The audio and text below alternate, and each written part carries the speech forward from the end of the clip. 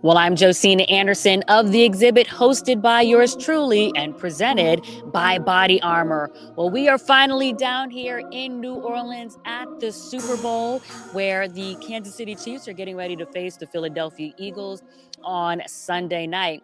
But furthermore, we are at the convention center where they host Radio Row. They just had opening night yesterday. And during that session, I had an opportunity to catch up with AJ Brown. And that's what really made me to start thinking about how I feel like he has evolved.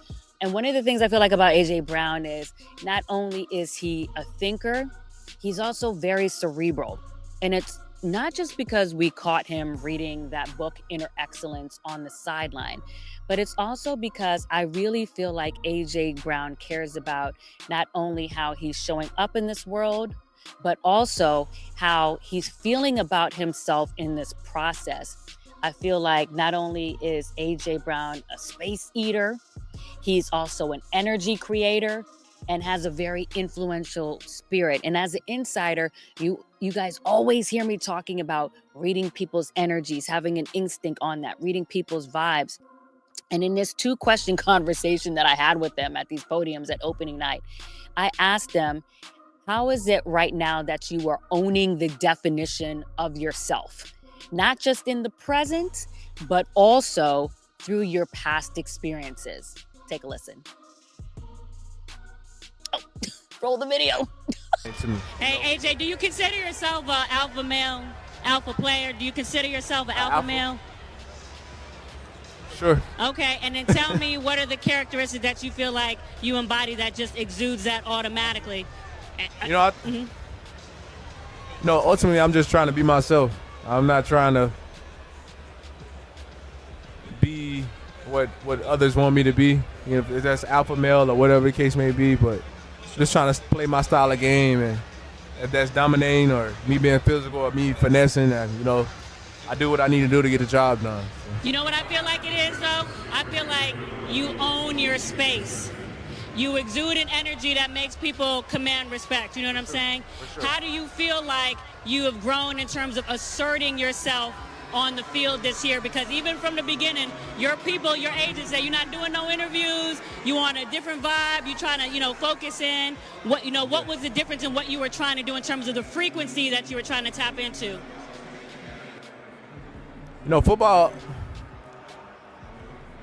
Football means a lot to me. I won't say it means everything, but it means a lot to me, and it keeps me up at night. And I'm just trying to be the best I can be.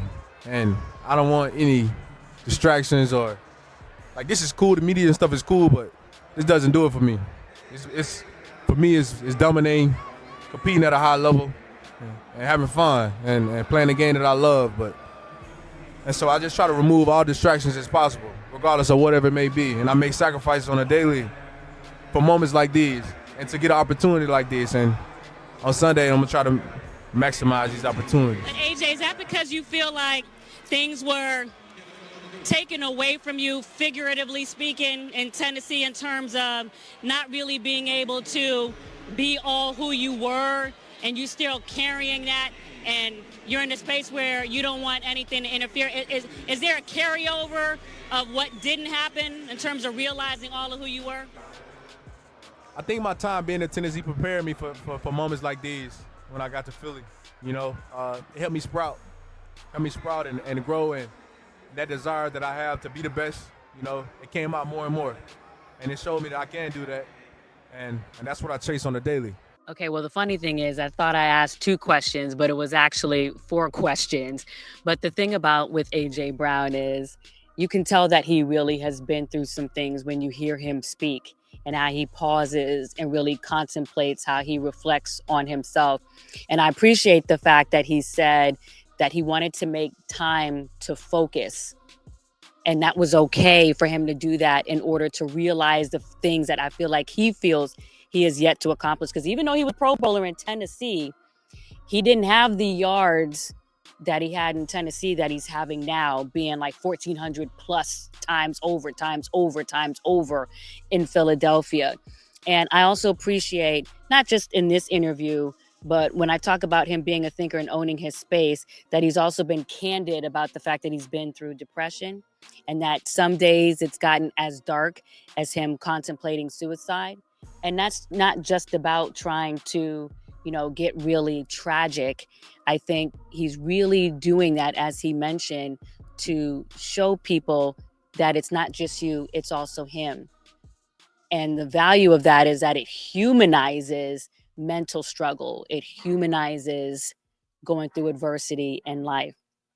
And there are days when we all go through self doubt, we go through frustration from being denied, not getting ours, not feeling like we fully manifested all we're supposed to be on this earth. So that's the energy that I feel like he's pushing through, when he's saying those things. And so the beauty of sports is that it's not just about the performance and game day and executing the X's and O's, right? It's also about reminding you that there are people on the field who are also managing life at the same time. I'm Josina Anderson with The Exhibit, presented by Body Armor.